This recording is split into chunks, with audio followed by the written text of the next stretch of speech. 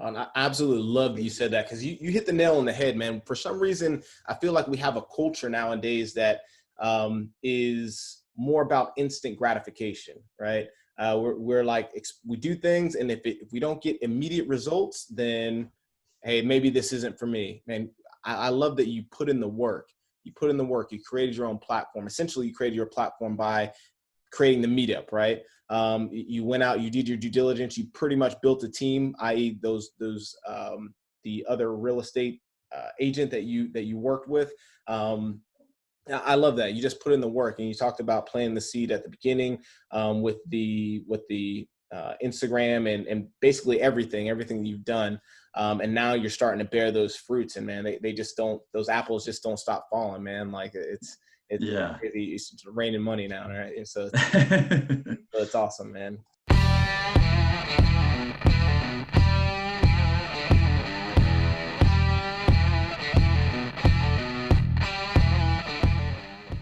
Hey, what's going on, guys? This is Dan Wynn and Mike Glaspie, and welcome to the Military Cash Flow. Hey, today we got a special guest. His name is Patrick Menefee, and he's coming all the way from Charlotte, and he's gonna tell us about how he got his 12 units or 12 homes in 12 months. 12 homes in 12 months. Absolutely crazy. Hey, thanks, Pat. Thanks for coming on. Really, really appreciate you. Please, can you give us a little introduction? Let us know a little bit about yourself. Yeah, thanks, Dan. Mike, appreciate you guys having me on. Looking forward to it. Quick background: I grew up in Minnesota. Grew up in a real entrepreneurial family. My dad was in sales, but my mom, she owned a very successful Mary Kay business when I was growing up. So I grew up around makeup everywhere, for one. But she ran the business out of her home. Pretty. Yeah, I need to get some of it. But I grew up with that in the home. So she was at, all my school events, all my baseball games. She was at everything. But I saw her working all the time, but I got to see the lifestyle that it afforded. So I got started in the entrepreneurial game early at like 10 with, the first kid business that I made, which I think is now called pirating CDs. But at the end of the day, that kind of stuck with me the whole time. So I went to Iowa State University. Iowa State, the Cyclones, not the Hawkeyes, for anybody out there who's a Hawkeye. And then I did ROTC there, and then was in the Army for 6 years after that as an infantry officer. So spent most of my time in Fort Riley. After I got out of the Army, I transitioned into PricewaterhouseCoopers, working in consulting, traveling every week, and moved out to Charlotte, North Carolina. And it was about 9 months, or probably a little over a year, actually, after I got started with that I got started in real estate investing. It had been kind of in the back of my mind the whole time. I'd been planning to do it, but it took a little bit to figure out what I was going to do, and finally got kick in the pants. It was almost a year ago, about a year ago next week, that I really got a kick in the pants, and it really got me going and got started. And within the first month of getting started, I had 10 units under contract. So within the first month? Yeah. Wow. I was at this event with the brokerage that sold me my house. Mm-hmm. June 6th, they had a customer appreciation event. And it was probably 5 weeks. A month later, I had my 4 unit under contract. And then about a week and a half after that, I had a 6 unit under contract. Okay, hold on. We got to rewind a little bit. That's amazing. But let's rewind a little bit, man. You're in the military, you were doing your thing, and you said you only did 6 years. You said real estate was kind of on your mind. It was in the back of your mind, but you didn't really take that plunge. What about real estate attracted you to that as an asset class? And why didn't you go in sooner in your career? Oh, man. It's a question I've asked myself a lot. I think when I mentioned that I had the entrepreneur vibe all along, I did some of it kind of reminded me of your story a little bit with some of the MLM stuff, trying really anything. I knew ultimately that was what I wanted to do long-term, the business, like owning my own business, but had no idea what the hell I wanted to do. And so as a result, I remember I was in Kuwait. I was on my way back from Kuwait, and I was looking up business ideas, and I had been, bored sitting in the desert, and found Bigger Pockets for the first time. And I started looking at it, and that was when the idea kind of popped in my head a little bit. Again, didn't take action on it for a while. And I think I just wasn't focused. I didn't have my goal. I had my day-to-day grind of the Army. I had, the things that I was working on in the Army, and I was just kind of wrapped up in the everyday life. And I didn't take the time to, set my long-term goals of what I'm looking for, which I think can be really easy to do in the Army. You know what your contract is, and you know what that looks like. But once I got out, and as I started to get out and started that process, that was when I really started realizing more and more what I wanted to do and set a game plan. Game plan ended up totally changing, but that was really what kind of started it. Yeah, you're right about being able to plan very, very efficiently when you have a military contract, because you already know what your income is going to be. You know the duration, how long it's going to last. And so when people can actually take that contract, that 4-year, 6-year, 7-year contract, and if they sit down and actually strategize to come up with an exit plan, it can be done very easily, but too many people don't do it. It's pretty sad. Yeah, they really don't. Yeah, that's amazing. I just want to touch on something here. So you talked about, you just straight up skipped the single family, right? So most people, anybody that you talk to, most of investors, even myself, usually we start off as single family, right? What gave you the confidence to jump the single family, skip the single family, and go straight to the multifamily? Did you have a mentor? Like, were you just in a certain space? Did you read something? Or, what was it that enabled you to just skip the whole single family, go straight for the multifamily? And how do you think that, what would you say to someone else that would like to do the same thing? I think it's a really good point, because that is what you hear everybody talk about, and you hear all the recommendations to do. I guess at the end of the day, for me, I bought my personal home, and my plan was I used the VA loan to buy it. When I said I had initial plan, it was going to be, live in this for a year. I was going to leapfrog, buy the next one. Maybe if I found something in between, pick it up, do it, great. And then that was when I got that kick in the pants, like, why am I not just doing something? And it was, I think there were a couple of things. Some of it was just, call it to an extent, as much as I don't want to say it, call it to an extent dumb luck. I was filtering down the Charlotte area, and the Charlotte area is huge. There's a ton of stuff in the Charlotte area. You look at the Charlotte MLS, and there's thousands of listings on there. I think there's like 3,800 active. And one way that you can filter it down significantly from 3,800 down to 38 is by filtering to multifamily. Knew the returns of it. Once I started looking at it a little bit more, and I don't know if it was just dumb luck that I found that. I'm sure that I'd read some stuff about it too. I'd like to give myself a little bit more credit than just luck, but but at the end of the day, once I started looking at it and realizing the benefits of it, it's you're purchasing one building, or in the case of the 6 units, it ended up being 3 buildings, but it was all under one contract. It was one due diligence period, one set of everything. You look at the long term, you look at the risk mitigation factors, and you look at the different aspects of it. And you've got one roof. I have my portfolio right now. I've got, out of my 12 units, I realized this a lot big time as COVID hit, was out of the 12 units, I needed 3 in order to keep myself positive. And that's huge. So everything combined, the numbers look great. There are difficulties with it. But the difficulties aren't what you would think as far as, jumping into something big. The difficulties are more around, like Mike and I have talked about a couple of times, comping. It's a real pain to comp some multifamilies, especially when there's not a ton around. But the difficulties as far as, jumping into something quote unquote bigger, that's not the hard part. It's just as easy in my mind as, I haven't, owned an investment single family, but it's similar in that regard. Yeah, definitely agree, man. I love that you did that, and I love that you spoke to those points, especially the risk mitigation factor. I think most multifamily investors right now, we're loving it. I'm the same way, dude. Like a couple of my multifamilies, I just got to have 2 people in, and I'm good to go. Yeah. So that's awesome. I love that. I love that you took that risk, not took the risk, but took that mitigated risk, I guess, right? You educated yourself and then went from there. What did you do to educate yourself outside of Bigger Pockets? Did you have a mentor? Were you latched on to anybody, or were you just reading heavy and, hey, I'm taking action right now, I'll fail forward? I did. So I had a couple different things. I didn't directly have a mentor. I had one of my buddies here is a real estate agent. He's the one that sold me my house. His name's Alex. Big shout out to Alex and Verge. They're fantastic, and he did a great job. But he, at the end of the day, I bounced a lot of stuff off of him. So he wasn't an investor personally. I mean, he worked with plenty, in his job as an agent, but I was able to bounce stuff off of him. He understood it. He understood what I was talking about. I read a ton of books. I read Bigger Pockets books. I engaged on the forums. I honestly, as time went on, though, I realized more and more. I read less real estate books and more business books and more thought process books and that kind of thing.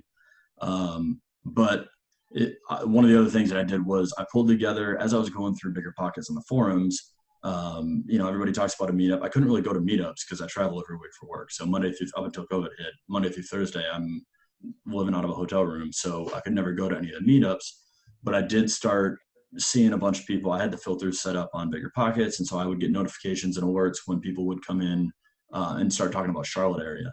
And so I'd engage with new investors and started a group chat on the GroupMe platform. And basically anytime anybody said they were from Charlotte, I said, hey, got this platform, like-minded investors, blah, blah, blah. And at the end of the day, we have over 100 people in that group, started a meetup as well. And so being able to just bounce those ideas off each other, it started, and part of the beauty of it too was no one was incredibly advanced in what they were doing, but everybody has progressed together. So, out of 100, there's probably 20%, probably follows the 80-20 rule pretty closely, but it's probably about 20% that actually are active, but we've also all grown together and we're all helping each other out and keeping each other in check. So that was a huge part of it as well. And so when you're talking about getting 12 homes in 12 months, how you scale like that, everything that you just mentioned, you did it uniformly. You didn't just scale with your knowledge, right? You went from books about real estate to now more general books about business and how to operate and run your business very efficiently. You didn't just stay within your comfort zone as far as networking. You created your own network, right? You didn't stay within just putting in one offer on a single family home. You put in all the offers on all the homes, right? So you scaled, but that's what's super important about that. When you are looking to scale, you cannot only scale in one aspect of your life. You have got to be able to open up your mind and scale everything simultaneously. So that's a very, very good point. Kudos to you for that. And I think it's just to add a little bit to that. I think you have to realize that, everyone always uses the same type of analogy about a tree bearing fruit and all that kind of stuff, or the time it takes to plant a seed. But at the end of the day, the things that you do, the groundwork that you lay and foundation that you lay, it absolutely builds. And it may not feel like it at the time when you're starting these conversations and social media. I had an Instagram account that I'd posted, I think 15 things on in 5 years. And I started getting active on it. And as a result, it was hard at first. I wasn't good at it. It was horrible. My first posts were absolutely, and then probably still not great, but building that and doing all those different things led to deals now. They led to money now. They led to partnerships now. And all the steps that I took early on that I was just grinding and seeing nothing come up. The 12 units came up. That was cool. But aside from that, seeing nothing else come up as the immediate fruits of my labor. Now I'm seeing all of that. It's only 8 months later, and it's making a huge difference. But if I didn't do that because I was looking for the immediate result, or like you said, I was only scaling in one particular corner of my business, I wouldn't have seen any of that stuff. So you have to be able to, that's what makes it hard, but you have to be able to balance all of it. And I know we've talked about this before, but you have to have a why that's pulling you there. Otherwise, if you're just kind of jumping around doing everything, you're never going to get anywhere. And I absolutely love that you said that, because you hit the nail on the head, man. For some reason, I feel like we have a culture nowadays that is more about instant gratification, right? We're like, we do things, and if we don't get immediate results, then, hey, maybe this isn't for me. Man, I love that you put in the work.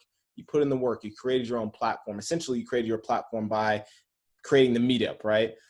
You went out, you did your due diligence, you pretty much built a team, i.e. the other real estate agent that you worked with.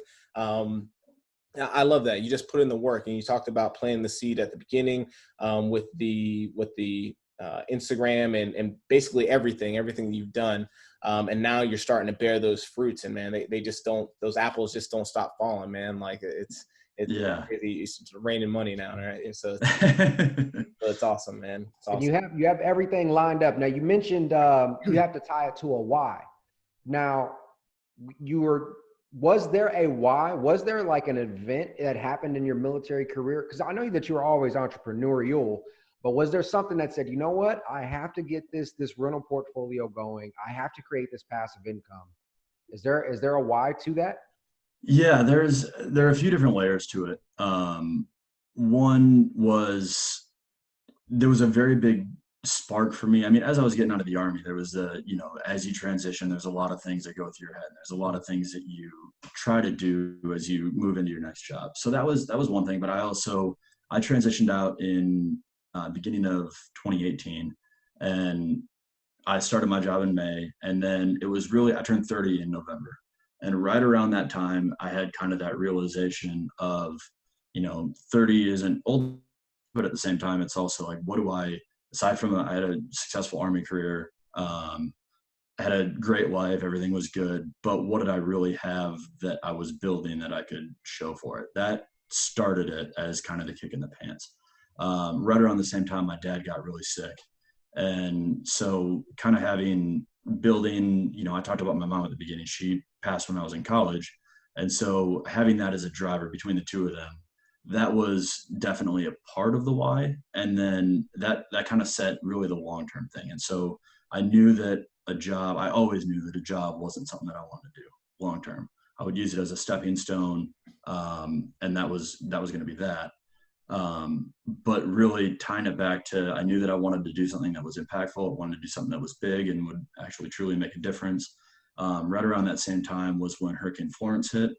And I went out and I took a couple of days off of work and drove, 1,000 miles around the state of North Carolina, trying to help people out and do some stuff, and got a real passion for that too. And so that became a little bit of a passion as well, and a part of a why was, I want to be able to have the financial means to quit my job. But I feel like you really, like, that can be a why to an extent, but money can't be the only why. And maybe for some people it can, but when you get there, then what? For me, it was a why where I want to be able to get out of my job. I want to have a good life. Well, I do. I don't want to be living on, college ramen noodles and MREs, although MREs are expensive. So, I don't think I can do that. But, and then along with that, I wanted to be able to do something. I wanted to start a disaster relief nonprofit.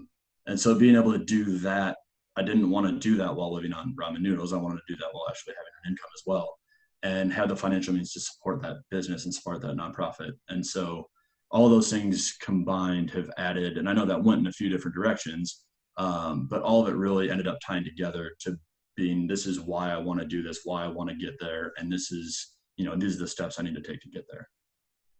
That's beautiful, man. Because you covered essentially, when you have a why like that, that's not tied to money. It's something a little bit more. It gives you that extra push. It gives you that extra drive. It gives you something to do with that money. Because after you make it all and you have, whatever it is, $30,000 a month coming in, great. It's all, that's your net income. What are you going to do with it? Are you just going to sit on the beach? Or are you going to help give back? So I love that. And real estate is one of those tools where just by being a good landlord, you're giving back, right? You're giving that affordable housing to some of these people to actually have a location and things of that nature. So it's one of those assets that pay for you to be good at it, just inherent. I love it. And that's what I love about what you guys are doing with the military cash flow too, with the podcast, with with your Pints and Properties, all of it together. I'm part of what I love about it. And part of what I really was passionate about when I was getting out of the Army was giving back. And whether that's, and on the one side, like you're saying, giving back to tenants, being able to provide good housing. On the other side, being able to give back to fellow investors, give back to people that are, like you guys are doing in the veteran community, trying to help educate them and provide financial literacy. And then also just for investors as a whole, I want to, and I've tried to gear, my platforms, whether it's social media or my website, towards that, as far as how do I add value? How do I provide this as an educational platform? How do I, a lot of times the whole thing, you can either learn through blunt force trauma or through a significant emotional event, or both. If I can raise some of my significant emotional, I want to beat contractors over the head, or I make huge mistakes, I want to be able to share that with people, and I want to educate people and help people in that regard. And you have to have a why beyond yourself and beyond money. And I think all of it just makes a huge world of difference. It's crazy. Every single person that we brought on this podcast, every single person, their why, when they talk about it, it's always bigger than themselves. It's never about them.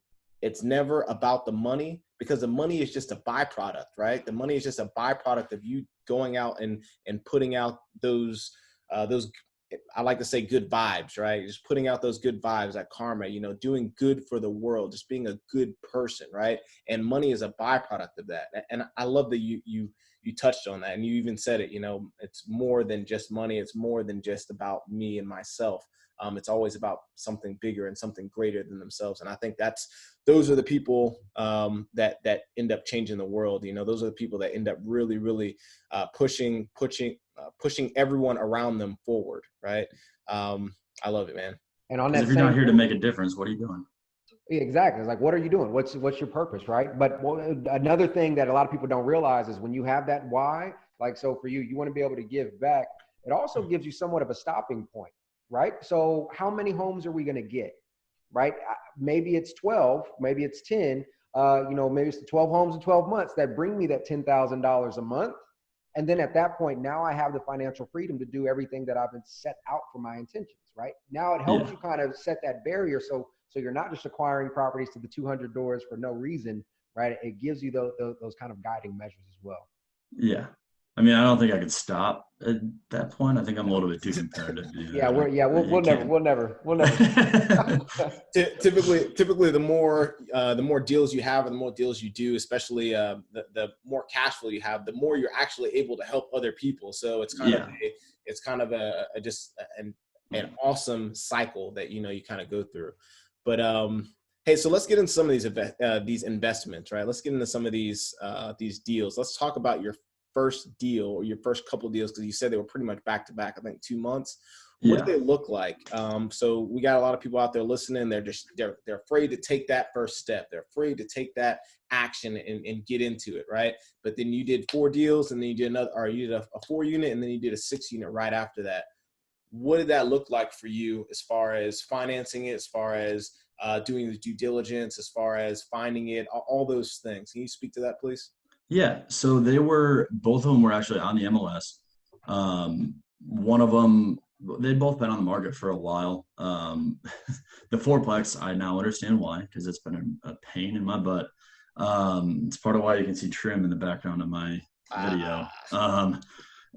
But it was just fourplex that had been owned by an older couple I think they'd owned it for, I don't know, decades. And they just hadn't taken care of it. They owned a bunch of other stuff too. And so it was listed at 210. And after it had been sitting there for, I think it was close to 6 months or so when I started looking at it. And we spent probably a week or so getting information, talking to the seller, talking to the listing agent, all of that. And he actually, I don't know if he slipped up or he was just tired of dealing with this one and wanted to get off the market, but he made the comment about, I think we were getting ready to offer around 170, looking to get it around 190. And he ended up making a comment about how they were motivated to sell. And so we said, all right, well, we'll drop that offer. And we dropped it down to 140 and ended up picking it up at 160. So I got $50K off the purchase price, which is great. I learned a lot during the due diligence period. I ended up having, on this one, I had 3 different appraisers and 4 different close dates. So one big lesson that I learned, which I had never thought of, was hopefully it helps someone else out there. If you have a choice whatsoever, which usually you will, don't schedule your inspector and your appraiser to come out at the same time. They have 2 very, very different interests. The inspector I've used this inspector for a bunch of my properties, and he's a great dude, very honest, straightforward, but he was just talking about the property with the appraiser, told the appraiser some things that he saw that was wrong. Appraiser appraised it at value, but said it was knocked it to a C4, C5, whatever it was, that it couldn't qualify for a loan because of the conditions. So cost me $800. But so that's one note. But otherwise, as far as the due diligence, got a lot of the numbers. I didn't do as thorough a due diligence as I should have on this one. I was a little bit blinded by the numbers. And so at the end of the day, I learned from it. So it's fine. I think if we're applying that to new investors, I would say, one, if your appraiser tells you to get a couple of people out there to inspect a couple of different things, listen to them and do it. I didn't, and I paid for it. But Also know what your numbers are and know what works for you. I knew that even if my budget ran over, I could make the numbers work. I knew that the numbers would work in the deal, but I also knew that it wasn't going to stretch me to the point where I was going to be out on the street if it didn't work out right, or if I didn't get my money back in time, or if the rehab ran long. So that was that one. Closed on it. Ended up having a horrible property manager that I knew was not going to be good, but I went with him anyway. So another lesson learned. You definitely get what you pay for. And it made it, honestly, I think I can't really emphasize this enough with property management. They were very low cost, made the numbers work. I knew that was going to be, I knew the cheap price came at a sacrifice, but I didn't know how much. If I look at, I'm still dealing with the rehab right now because it was so slow getting tenants out, and I had to evict 2 of the tenants. And so as a result, that's costing me now with COVID that hit and not knowing what the appraisal is going to look like. That could have cost me tens of thousands of dollars because of a decision to try and save a couple $100 over the course of 6 months. So everything has a cost, but at the end of the day, numbers are going to work out very well, even though it went way over on the rehab budget. Going to end up with, I don't want to, at this point, I don't want to project the potential ARV on it because God knows what'll change by the time I get this thing done. But it'll cash flow around probably $600 to $900, depending on how much I pull out of it, after all reserves and expenses and everything. So that was the first one. A lot of lessons learned from it. It was difficult. The second one that I was telling you about earlier with the good appraisal, that was a different story, much easier and much better return. But that was the first one, and you learn a lot from it, but you have to be prepared to jump in. And I knew that one going in, I knew that it was going to be difficult. So if you're not prepared for that and you're not ready to dive in and deal with it, then don't. Wait for the next one, look for the next one, pull the trigger on something else. I love it, man. I love it. Now, you say that you mentioned before that you have 12, right? But by the end of this year, it should be closer to 20, correct? Yeah, hopefully by the end of this month. Wow. Excellent. Should be. So 12 within your first year, but you already have plenty more under contract. You went from that first one. That first one was very difficult. You got a lot of lessons learned on there. Now, what did that kind of translate to? What's one of your better deals? So that one just got word back on it today. Pretty excited about this. So this was the second one, actually. The 6 units, it was 3 duplexes. It was all on one parcel. I think that was part of why it was still on the market, because it was unique. Not a great area up in Statesville, North Carolina, but not bad. It was going to be stable. It was going to cash flow. I had a good property manager. It would be fine. Ended up picking that up for $155. The 6 units, since it was all in one parcel, I had to go with commercial loan. So, and I also had a partner on it. So I brought in a partner, a guy that I lived with in the Army for the majority of the time. And he lives up in DC, was looking for a place to put some cash. Knew that I was investing in real estate. We had some conversations. Actually, ironically, I was talking to him about a different partner, potentially partnering with him in the terms. And at the end of it, I was like, hey, man, I didn't even think about this, but do you want to just invest in this with me? And rather than working with someone I don't know? And he's like, yeah, sure, let's do it. So that worked out well. He provided the majority of the cash. I provided very little. And then we split the deal close to 50-50. We went in with a plan knowing that, and then we're all rented out. The rent that we were going to be looking for was a whopping $450 per unit. They were anywhere between $350 and $450 a unit. So obviously nothing crazy, but on a $155 purchase price, when I picked it up, it was at $24.70. So not bad at all. Ended up subdividing it, each duplex, into its own parcel. My thinking was at the time, and I still stand by it, but it makes it easier if I want to sell one off, if I want to recoup some cash, but it did also increase the value of it. So subdivided, turned over a couple of tenants, did very little, but including the subdivision, put $7,500 into it. Just did the refi, or I'm in the process of the refi, but just got the appraisal back for $255. So that was a sweet message I got today. So let's recap that. Let's recap that. Rewind that a little bit, because you threw out a lot of numbers there.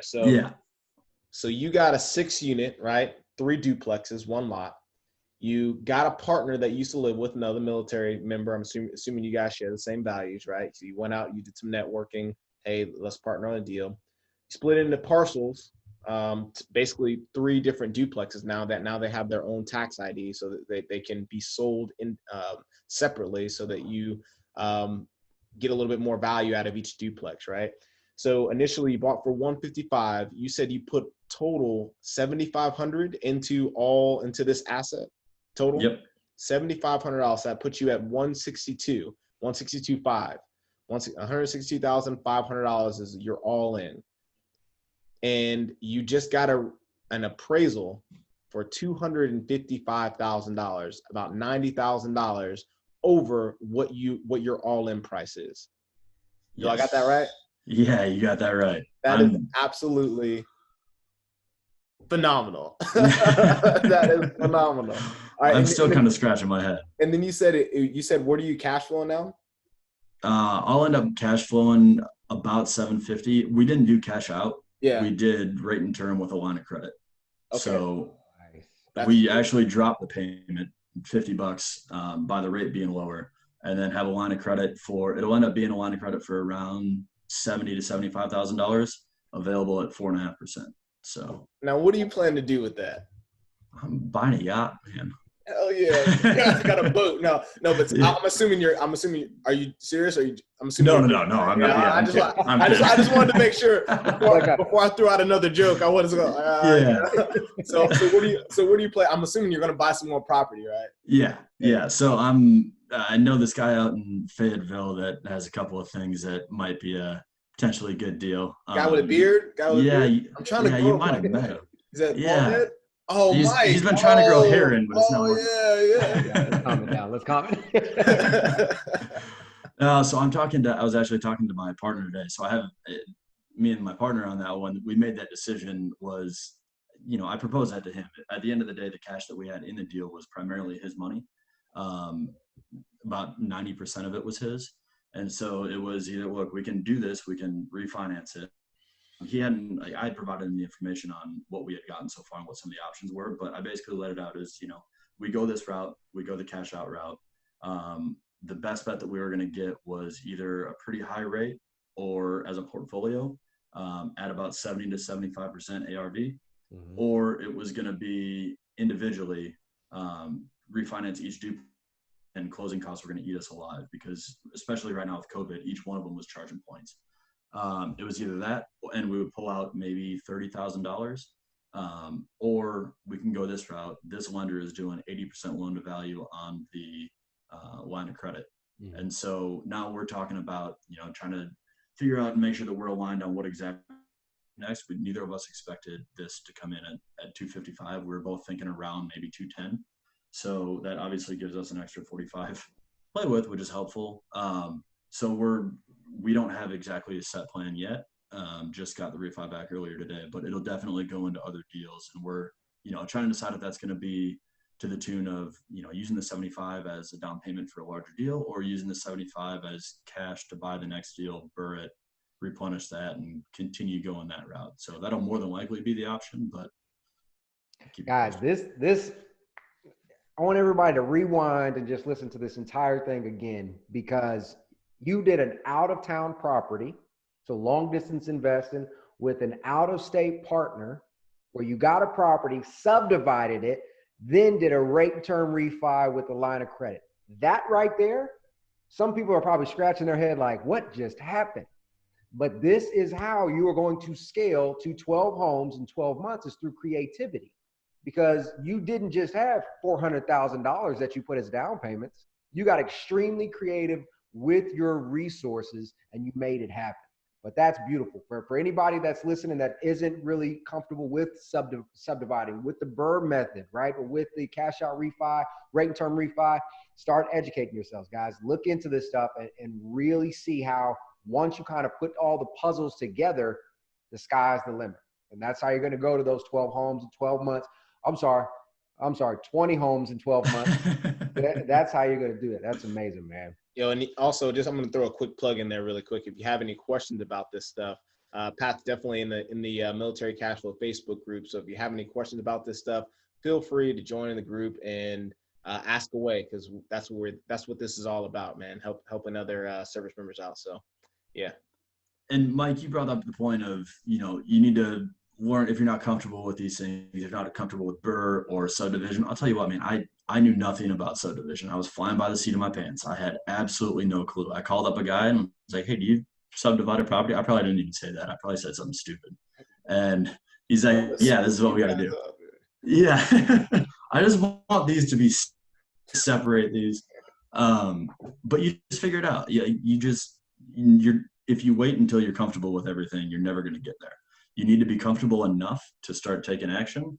You learn, I remember, I forgot this because it's been, so much has happened since then. But while I was just in the due diligence period for the fourplex up front, my girlfriend was reminding me tonight. She was asking about the other property that I'm about to close on. I said, I think it's closing on Friday. I don't know, it might not. And I compare that to the first time around when I was sitting there on the edge of my seat, like, when is this going to close? When is this going to close? What's happening? What's happening? And I had no idea what the next step was. And now, that was 8 months ago. And if I had waited until I knew and I was a lot more comfortable with it, I would have never done it because I would have never known the little intricate details that I found along the way. But just figure it out. You learn from people, you talk to people, you get involved in the Military Cashflow Facebook group, start asking questions, and start diving in. Because ultimately, what's the worst that could happen? Like if that deal didn't work out, what do you think would have been the worst scenario for that? The worst, while I was under contract, the worst that would have happened was I lost a little bit of due diligence money. I lost an appraisal. I'm not going to quit. So I wouldn't have quit. It just would have fallen through. That's it. I would have moved on to the next deal and I would have found the 12 unit or 6 unit a couple weeks later. Yep. Is there something that the military taught you that you have brought into real estate investing?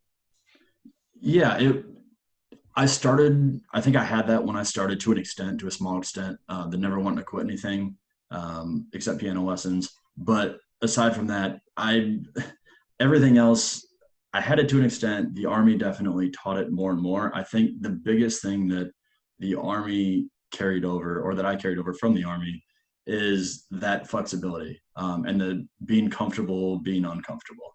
I don't think when you're in the military, I don't know, especially like for me, when I was in, I wasn't also investing at the same time. So it's not like I was also understanding, dipping my toes in other waters or anything like that. But what I realized more and more, whether it's in the consulting world in my job or whether it's in real estate investing, is the majority of people in the world don't have the ability to think on their feet. They don't have the ability to keep a level head, and they don't have the ability to work through ambiguity and figure things out. And whether you realize it or not, if you're, especially for anybody who's still on active duty right now, you do that every single day. When a frago comes in and you have to jump and move the entire motor pool in 5 minutes, otherwise you spend your Memorial Day weekend eating MREs, you figure it out and you get it done. It's what you're trained to do. And you don't realize, as much as a nightmare as it is while you're going through it, all of that stuff, nothing else is a big deal at the end of the day. Once you get out, or once you're doing something outside of the Army, a closing getting delayed by a day, sure, the seller might be pissed and sorry, Mike, you got to deal with it. But at the end of the day, the world's going to keep spinning and you're going to keep moving forward. And so you don't get wrapped up around the axle about it. And I think that's such a huge lesson that people don't realize that they have learned that lesson from the Army. Wow, that's definitely true. 100% true. I know there's so many people out there right now that might be active duty that are listening and be like, damn, dude, I deal with that all the time. New order, new thing comes out every single day, completely changing the trajectory of that I'm on right now, completely conflicting what the guidance I was just given 5 minutes ago, right? And if you've been doing that and you've been surviving, you were built for this. Yeah, absolutely. You were built for this. You can do this, So, yeah, I love it. I love it. 100% sure. Yeah, many times, veterans specifically, it's always that conversation of, how do my skills transfer to anything else, right? So, for example, you were an infantry officer. Infantry is a very, very niche field, right? We're not going to war anywhere else, right? Matter of fact, the one thing I hate is typically when you put in infantry on like a lot of those career transition websites or whatever, the thing that pops up is security guard. Yeah. Really, bro? Like you really, be a mall cop. Yeah, mall cop. I'm Paul Clark now. Yeah, exactly. So right around on my Segway.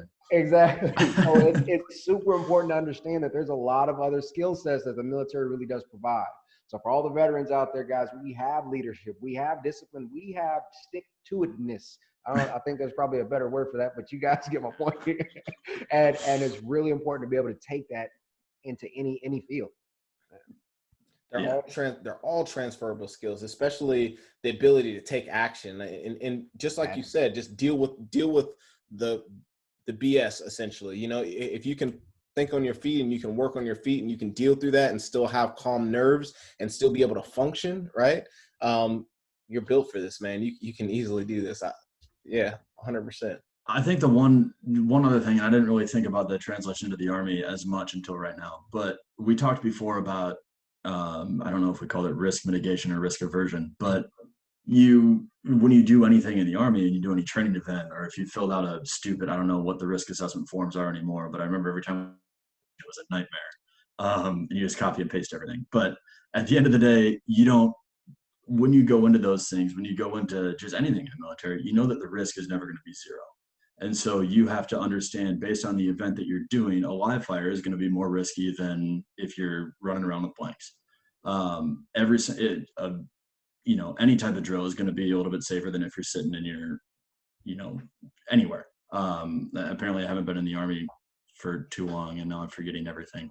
But at the end of the day, everything has risk associated with it is what I'm trying to say. And so every single transaction, there's some level of risk, but if you understand what risk you're comfortable with and you understand what you can do to mitigate that risk, you can then move forward in the face of it. And this deal might look risky, but I can take this, and this into consideration. I can mitigate it. Or on the flip side, I'm in due diligence. I know that my threshold is this, and now it's exceeded that, so I'm out. I know I spent $1,000 on inspections and due diligence, but it's all right. I know what my criteria is, and that is the way that I mitigate my risk. So I think that's one really big thing too. That's huge. Define your criteria. Define it. I hate, and maybe hate's a strong word, so guys, don't feel like you can't come to me with this, but when somebody says, hey, is this a good investment?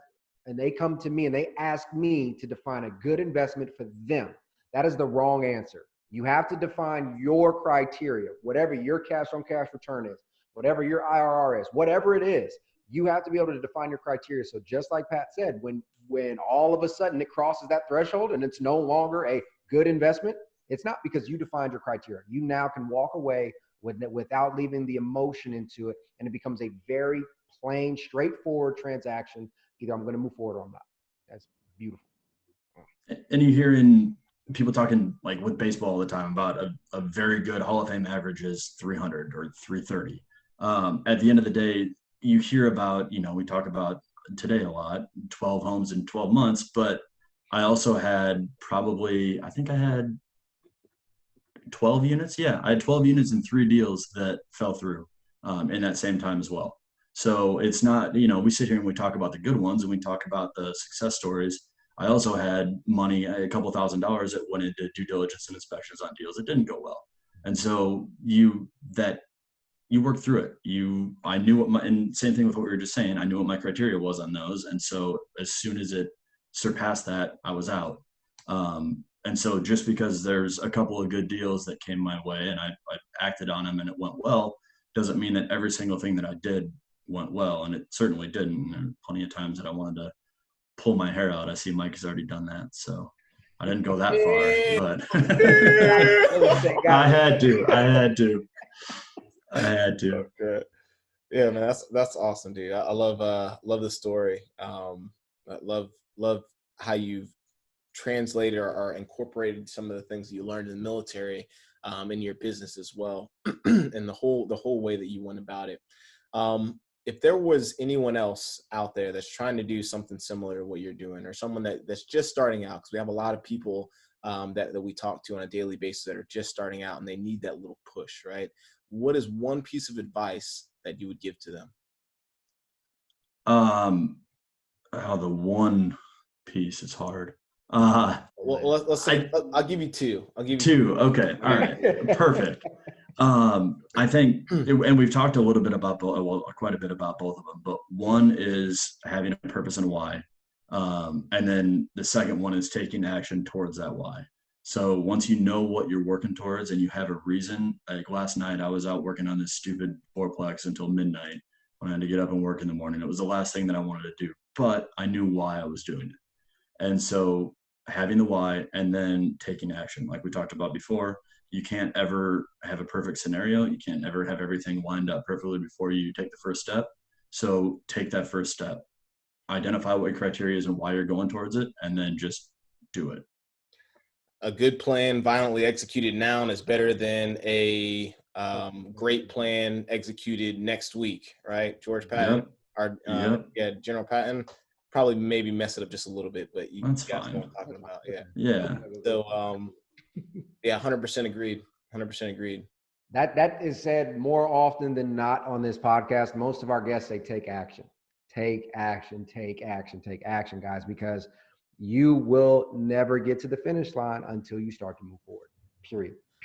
So a lot of this stuff, like Patrick talked about, now he's at 20. He ain't even at 12 anymore. He's at 20 and within a year's time frame, but he had many failures. The point is he never stopped and he continued to move forward. You have to take action. Love it. And I think there's a lot of people that kind of confuse taking action with, hey, I have to go out and execute a deal. Hey, there are several ways to take action. You can take action by educating yourself. You can take action just like Pat did by creating a group or joining a group or just associating with a group and networking, right? You can take action by, it just doesn't mean that you have to go out and buy a deal right now.